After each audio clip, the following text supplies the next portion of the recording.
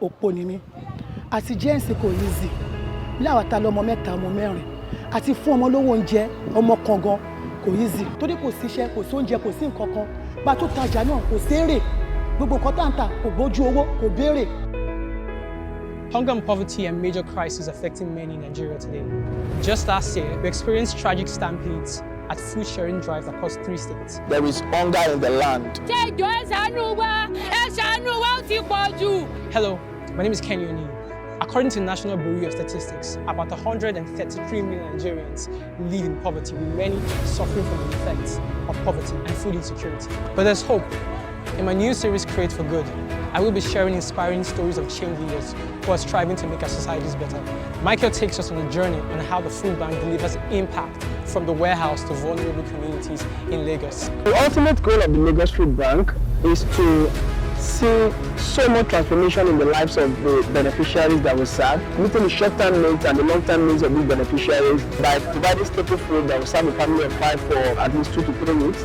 And then empowerment, providing relevant skills, resources and materials that can help them start a backyard farm and also fend for themselves and their family and also earn some income. Enabling them to see a better future, because nobody sees better future in an empty stomach. Join us as we explore innovative solutions and how change makers are contributing to making the world a better place.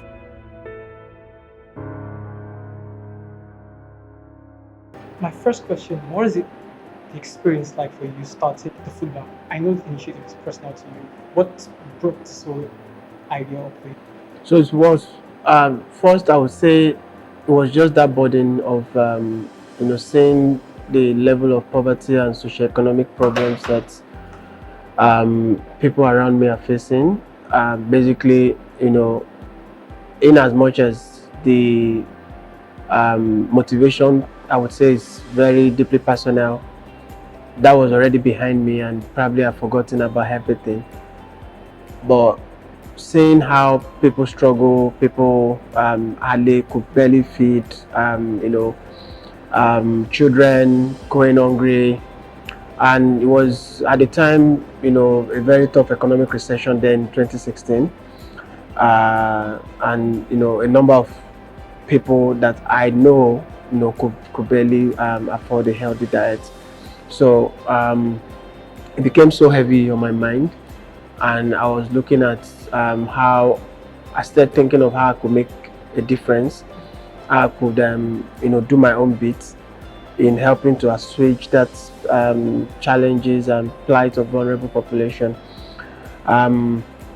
So I then started looking with the benefit of hindsight, what the experience looked like, not having that means of, livelihood to afford 3 square meals. I could connect, and that kind of spurred me more to then see, okay, let me take a step. Right, in as much as the entire journey or what I was embarking on wasn't very clear, addressing the problem of hunger seems very daunting, very huge. But I felt I could just take, a step in the right direction. I could start small and everything will become clearer. So basically it was more of me wanting to help address the problems around me and then taking a step. And as I took the step, I noticed that the passion was there, the drive was there, and people were also willing to rally around to support in terms of their time, volunteering, and I just knew I wasn't alone, kind of. So what is the idea of the food bank? I know that the goal and one of the major goals of the food bank is to reduce food waste by bridging the gap between food surplus and food insecurity. That's taking food from manufacturers and connecting those materials and people who need them. For the Lagos Food Bank, what is it like? How does it operate? In addressing the problem of hunger, malnutrition, we also need to acknowledge the fact that a whole lot of food goes to waste, both at the household level, at the processing level, retail level, and the post-harvest level. So we,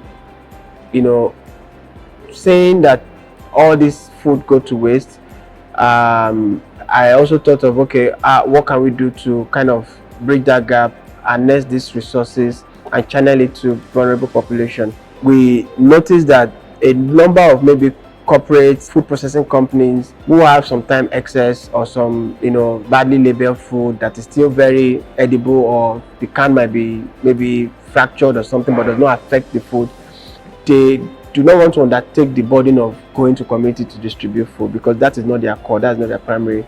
So they would rather just sometimes trash it, or just throw them away whilst people are hungry. So we develop expertise in identifying vulnerable population, and we were able to tell these corporates and food service companies that, say, you might have fears of this item being sold. We have credibility, we have reputation.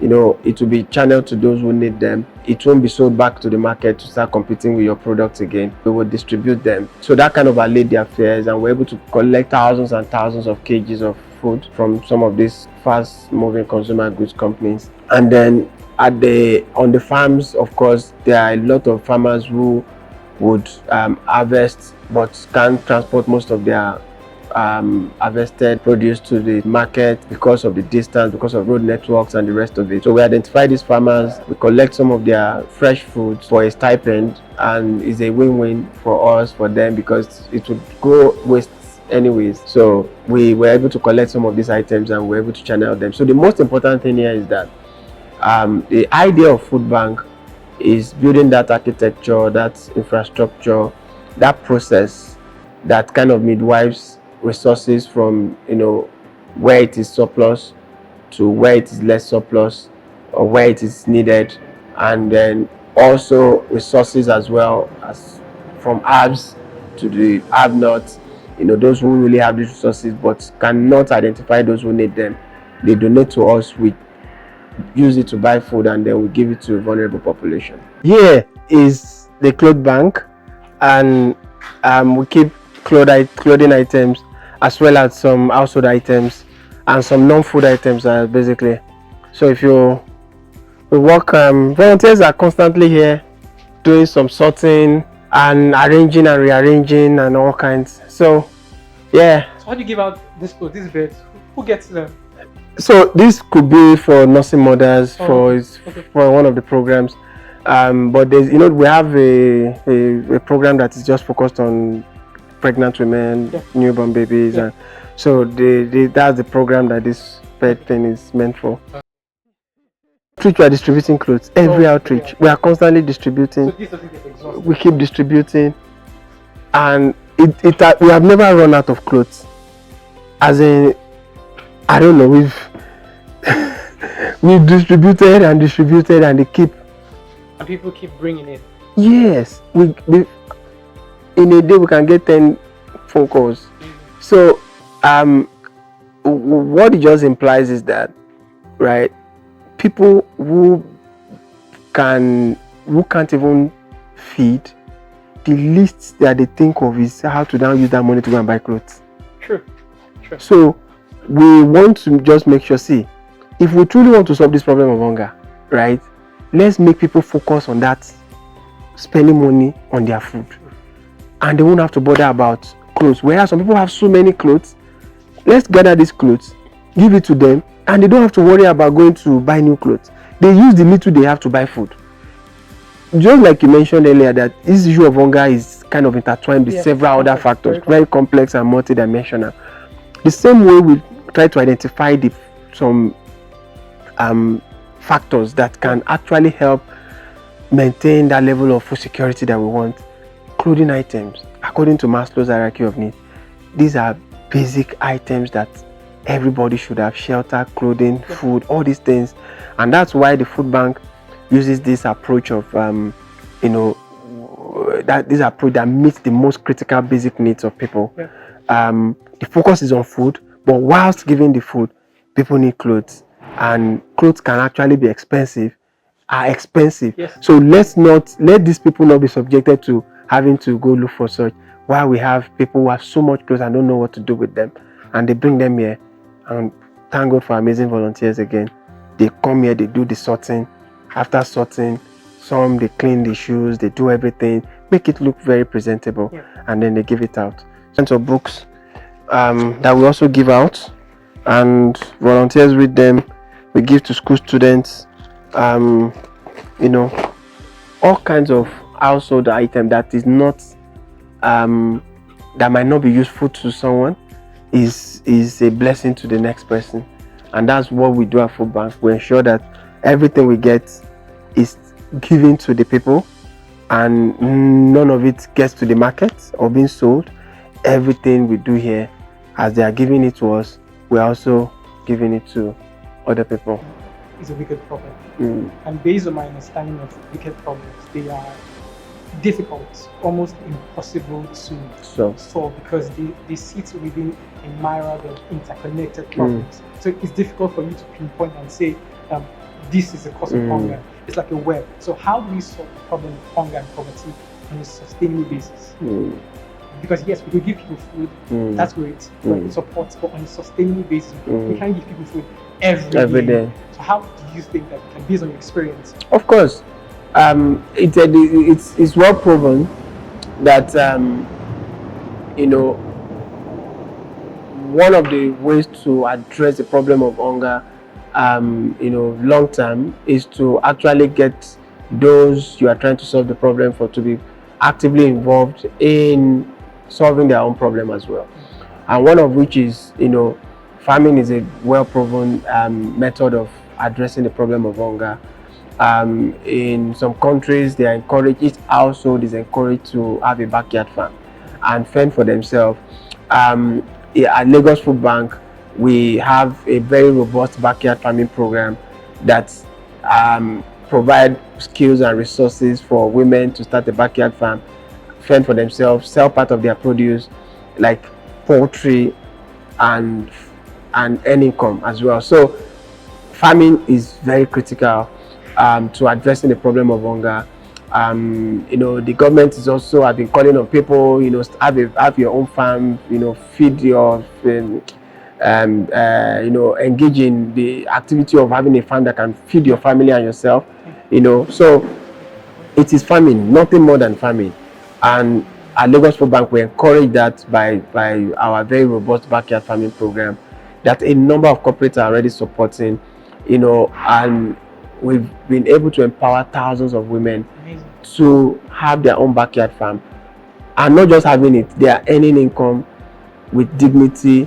You know, they take pride in that joy of them cultivating their, you know, tilting their farm at their backyard and rearing chickens from that cradle to the point where they sell and feed. You know, it's so dignifying and something of joy for these beneficiaries. Yeah, it's and I will encourage every household, you know, no matter how small, you know, have your own farm. Can people sign up for this to join that program?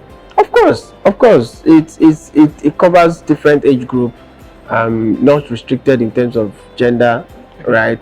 And yeah, though it's subject to space in your house, right? So our monitoring and evaluation team usually go through their pre-inspection before we then onboard and then set up a family, because we take charge of all the resources, both the cage, the poultry cage, the chickens, the vegetable, the snail. We undertake everything. You don't pay a kobo. And once we set you up, the feed you even give the chickens, we provide them. And then you know, we then believe that when you sell the first batch of chicken, you should use the money to buy the feed to continue rearing the chicken. And basically, it's actually so people can sign up. Yeah, but the monitor and evaluation team will do the selection. Here's the food bank warehouse. That you can see the racks. Yeah. Yes, this could take up to 1,000 pallet space. Sorry, like 500 plus, not up to 1,000. Yeah, but if you had more, the ones we want to put up, it could take up to that. Yeah, so you can see the temperature as well is very conducive for food storage, food storage, very important. Here is our cafe. We call it the Fresh Vault Cafe. let's walk in. Let me show you a few things in there. Very beautiful. Thank you. So we call it the Fresh Vault Cafe because it's first inspired by the fact that we have a cold room here. Oh, Cold room. Yeah, this is a cold room. It's a 15-ton cold room, and quite spacious. We keep most of our fresh foods there. Okay. The ones brought in from the farms and donated fresh foods are there. And yeah, so we just also want a place that is kind of a bit of a different feel from the office space. Yeah. So you can see some team members could just be here to probably do their work or have lunch or breakfast, and then also still something kind of that has a different feel from the normal office setting, and you can see it's quite relaxing. Yeah, it is. And even the lighting and everything gives you that very relaxing mode. What is the rationale behind how you distribute food items to the population? What community you give food to, who you give food to? How does it work here? From our own metrics established by our beneficiary management unit, is where we look at those who earn within maybe 10 to 15,000 naira monthly. There are some earn income as little as 9,000 naira in a month, some 30,000 naira in a month. This could barely feed any family in a month. We look at women who are above 50 years. We look at pregnant and lactating mothers. We look at very people living in underserved communities, and you can tell that poverty is taking a toll on them. So to answer the question as to the person asking how can I access food, food bank is never a free for all, right? Anybody that thinks, oh, they share free food, I'm coming to get food, will be shocked, because it is never a free for all. There are targeted people, that there are people who work in here that they want to get registered, and we tell them you are not eligible. We can put you on another program like a backyard farming program or a job placement program where we can get job and then fend for your family. But to access food, no, you can't, because you are not eligible. These are the metrics and criteria we use in identifying eligibility.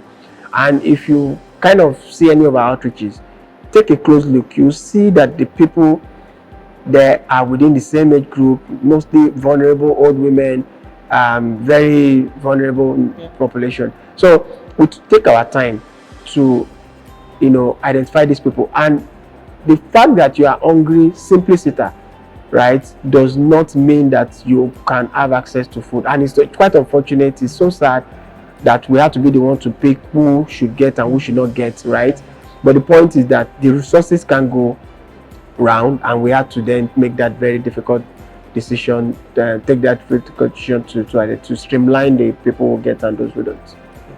During the pandemic, that's 2020, COVID-19, Nigeria was really hard. And I mean, there was a lot of poverty, hunger. What did that challenge in COVID-19 reveal to the Lagos Food Bank, and how were you guys able to respond? I know that there was a lockdown, nobody was able to move, but I guess you guys had the license to move at that time. What did that reveal to you, the situation, and how were you guys able to address hunger and poverty in that time? COVID was such a difficult time for everyone, globally. Not many people saw it coming, right? And there was little or no preparation for most corporates. So the same thing happened to us as well. We were not prepared for it, right? But what prepared us to move swiftly to respond was because we had been doing it for 4 years, and the experience we garnered moving into communities, different types of community in the last 4 years kind of played out, and we just launched the COVID-19 emergency response program, and luckily for us, we were able to get the approval of Lagos State as part of the essential service providers to move around, including our volunteers, and I think that was quite magnanimous on part of the government. we were able to respond, and I would say it was like the turning point for us at the Lagos Food Bank, because we got a lot of resources that we had not seen in the last 4 years. We were smothered with so much food, resources, funds, because we were practically out there. We're practically the only one out there just reaching out, and people are so concerned about ensuring that people have food on their table. So they were donating to us, corporates were donating food to us, the food that could probably go bad in their warehouse, they were donating it to us. So we gathered so much resources, and that gave us the opportunity to respond. In fact, that gave us the resources to move into this area.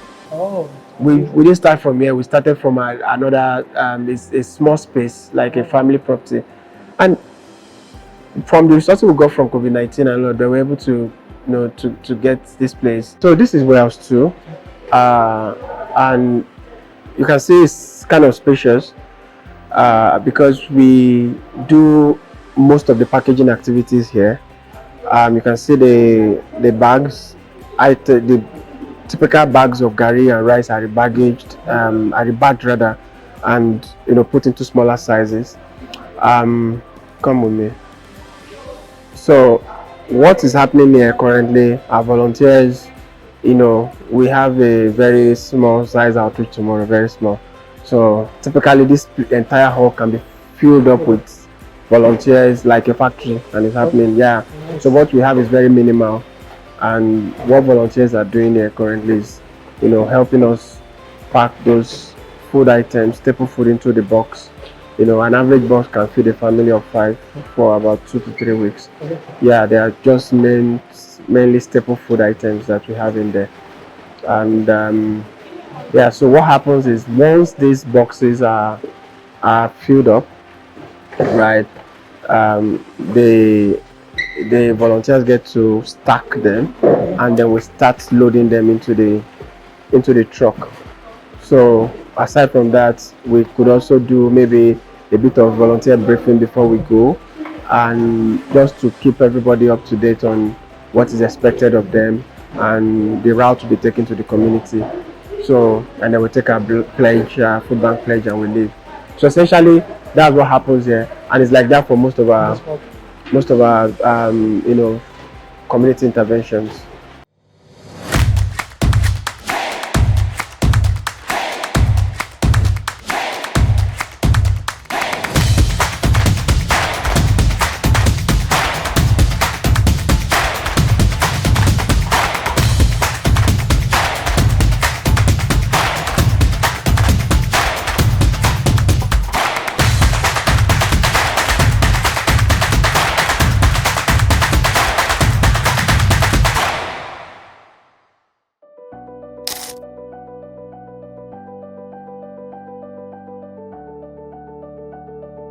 The ultimate goal of the Lagos Food Bank is to see so much transformation in the lives of the beneficiaries that we serve.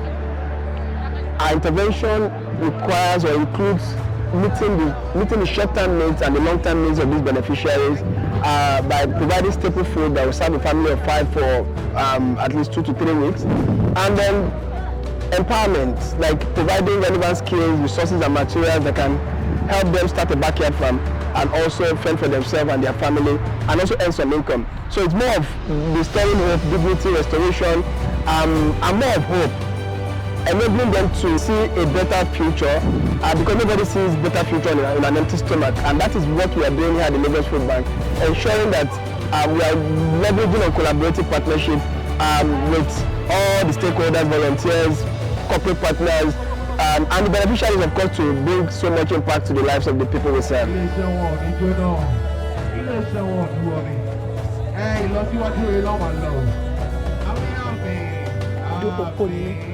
Àti jẹ́ ẹ̀sìn kò easy láwa ta lọ́mọ mẹ́ta ọmọ mẹ́rin àti fún ọmọ lówó oúnjẹ ọmọ kan gan kò easy, kò sọ́jà, kò sí nǹkan kan, ìgbà míì gan kò tún sílé tíyan lè sùn.